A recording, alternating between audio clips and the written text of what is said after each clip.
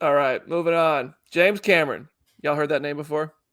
Y'all ever heard that name, James Cameron? Done a couple indie films, little projects. Loves sequels and franchises. Actually, he does love sequels. He's pretty good at them. All right, so James Cameron. I did an interview with James Cameron. Everybody knows about this by now. I asked him if Marvel and DC and Star Wars and all the things we talk about at comicbook.com, because that's my job, is to talk about things our audience talks about, whether he sees the VFX and the boom that has happened in comic book movies and movies in general since the first Avatar, which was in 2009. Since then, yes, we had comic book movies before that. Since then, we've had a lot more. So I said, do you see the VFX in these movies as a challenge to meet that bar that they're setting and exceed it and keep raising it? And he had some words. Now, before we play this clip, this went viral on everywhere. I mean, it was on Deadline, THR. We didn't frame it this way on Comic Book. I talked about it on Instagram this way because at first this was how I took it. But he talks about Thanos. And Thanos was made by Weta. Weta is the same visual effects studio behind Avatar, The Way of Water. So everybody took this as he's jabbing at Thanos. I actually can't tell what's happening here, but I want you to listen to this through that kind of lens on your ears, where that filter. Is he insulting Thanos or is he complimenting Thanos? Just let's play this clip here real quick. Just want to say ahead of time that I'm not going to diss the Marvel or the DC universe. Oh, no, absolutely not. Love those movies.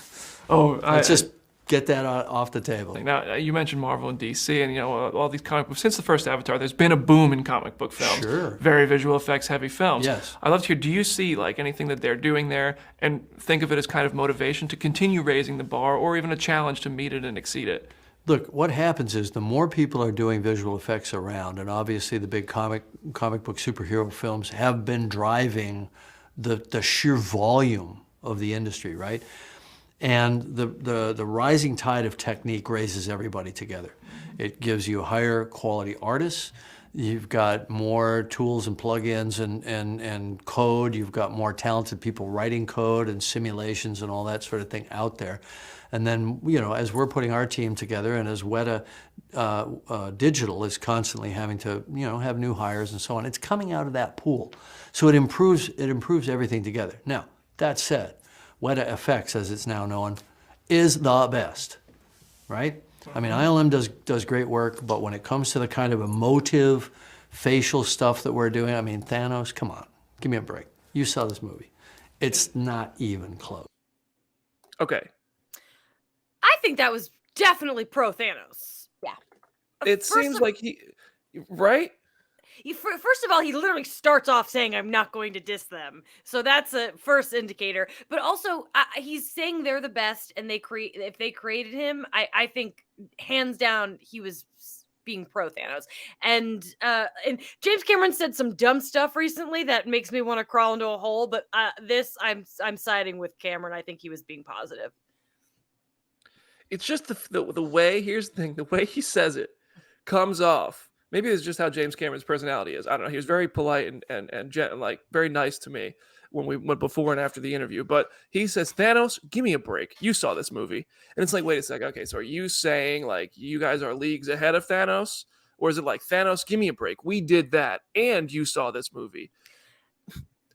That's how I took it. Yeah.